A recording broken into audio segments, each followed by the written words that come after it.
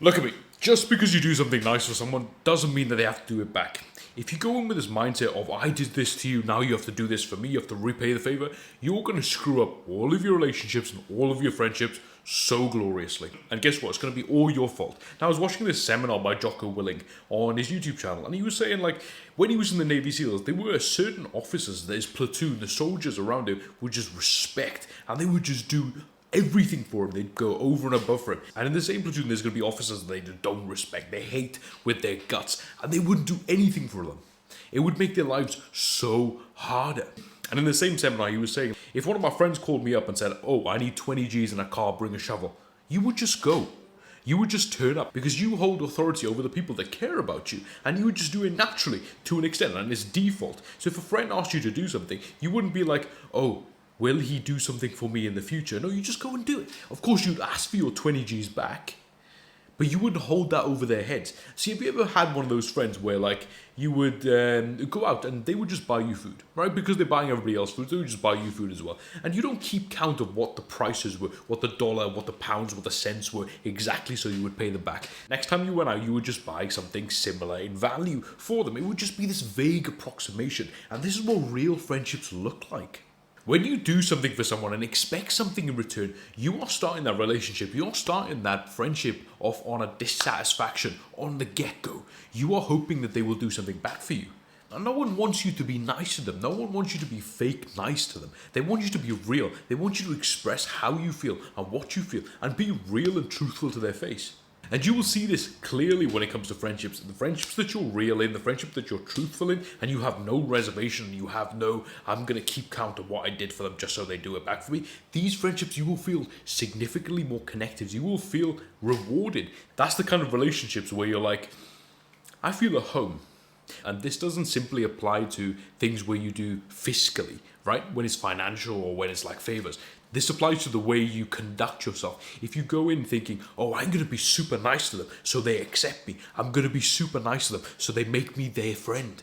It's the same situation. You're giving and giving and giving, and you're not getting anything back simply because you're doing it with an agenda. The people who think, I'm not going to rock the boat, I'm going to be nice, therefore the other person likes me, this kind of mindset will inevitably lead you down a path of resentment, because basically you'll be in a people pleaser. You're going to say yes where you want to say no, you're going to say no when you're going to say yes, and you're not being true to yourself. Remember when I turned up when you needed me? Remember when you needed this and I did it for you? And eventually this is going to stack up, and you're going to think, oh, I did all these things for them, I turned up when they needed me, and now when they need me, they don't do anything for me. This kind of mindset is that toxic, nice mindset that you need to get rid of ASAP.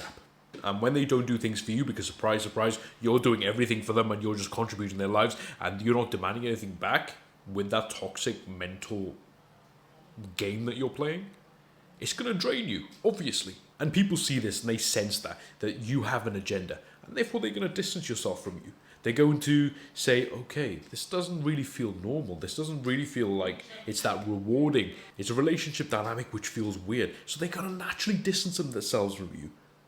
And that's why you have no friends. See, if you're in this habit and you're a people pleaser and you don't know how to say no, and you do things in order to get other people's approval, and you meet a narcissist, holy moly, are you in a tangle.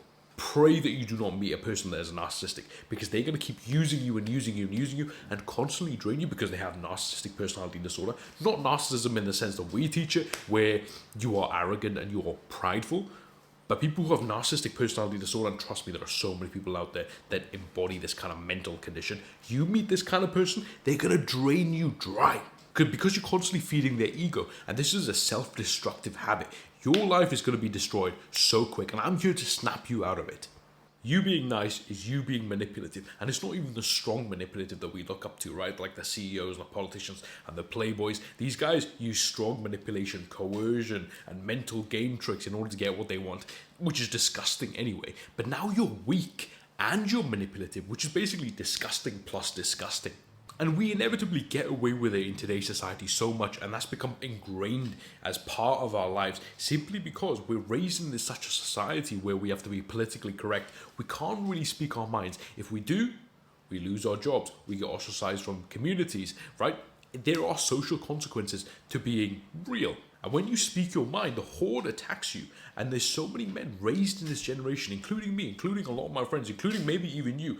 A lot of men are raised with this toxic nice syndrome. And these are the guys who lose the girl. These are the guys who lose the opportunities. Do you think, bro to bro, do you think like this is the kind of guy that lives that dad law out, right? Do you think this is the kind of guy, like Jocko Willing said, that your friend is going to call you up in the middle of the night and say, bro, I need you to come over here right now. I need you to help me bury something, right? I'm not going to say what, but bring a car, bring 20 G's. Do you think these are the kind of friends that these toxic nice syndrome affected individuals hang out with? No, they hang out with the same politically correct, toxically nice individuals in that friendship group that don't really live life, that don't really have any kind of spark in their lives.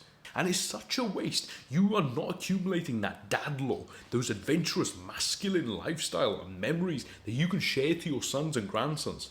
If your dad has ever told you stories, or your granddad has ever told you stories, they're all about these like war heroes and all these cool things that they did, all the adventurous, dangerous stories that they experienced in their lives. Do you have any of them? Do most men in our generation have any of them? No. Why? Because you live life half tank empty. You live life politically correct. So it's simple then, isn't it? You just break out of this habit. If only that were true. See, this is a consequence of the way you were raised. This is the consequence of how your childhood was shaped.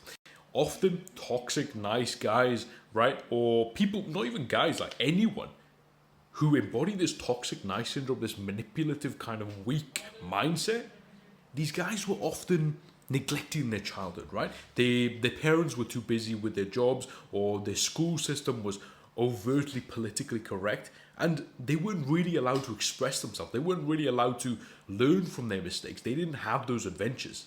So now when they wanted something, they had to beg the people in power, or they had to beg the institution, or they had to beg their parents to give them a little bit of attention. Or they would act out. And when they didn't give them attention, when they didn't give them the rewards and the appreciation that they needed, they just decided to beg even more. And that's how you become a nice guy. That's how you become this manipulative, toxic, mindset-occupying individual. Now, you can either realize it's a bad habit, and because of neuroplasticity, the beautiful, magical thing in your brain, which allows you to change your habits, which allows you to change who you are, you can realize that, or you can continue being this shallow individual, which has the mindset of, oh, I have a deep, dark secret behind me. I have all these bad things about me. I hope people accept me, and I'm going to wear this mask so other people are so gracious that I don't rock the boat, and that I'm nice to them and I'm fake to them, that they accept me into their ranks, give me approval, give me happiness, give me belonging. Or you can change it and you can be real. See, when you suck up to people, you look a little bit like this. Deep down, you think that you're not really worth it. You don't really deserve anything, that you're not good enough. And that has to change. And that's why you're sucking up to people. When you suck up to people, this is what you look like. Toby, be good for your hand, boss. Good for your hand, master. That's all right, Toby. That's all right. You be a good field hand and you can stay here. See, at least this guy was jacked and he was a victim of his time. What is your excuse? Understand that you yourself have intrinsic value, and other people have equal amount of reason to suck up to you as you suck up to them. Hammer into your head that you have value. Get some arrogance, grow some balls, become someone who speaks their mind, that is real and unapologetic. When you finally break free from that mentality that I hope someone accepts me, I hope someone treats me nice, and you just go out there and get it, and you say, like me if you like me, don't like me if you don't like me, I do not care. When you break free, you will finally understand that you assign yourself value. You finally understand the way of the world, that no one really owes anyone anything. You go and get what you want to get. You go and conquer what you want to conquer. And you finally understand that you are worth something based on what value you give to the world. And the best way to understand this is through self-improvement. When you get better in the gym, when you get better financially, when you get better socially, you will see that there are other people who are lesser than you. You will see there are other people in those particular areas of life which are not good as you. They will start respecting you. And that's when it clocks. Social value and how good you feel about yourself and how much value other people assign to you is based upon the value you assign to yourself. See if this thought provokes something in your head, or you want to see my mug come up on your feed a lot more. Hit that subscribe button. And until next time, I'll Neighbor, I'm out.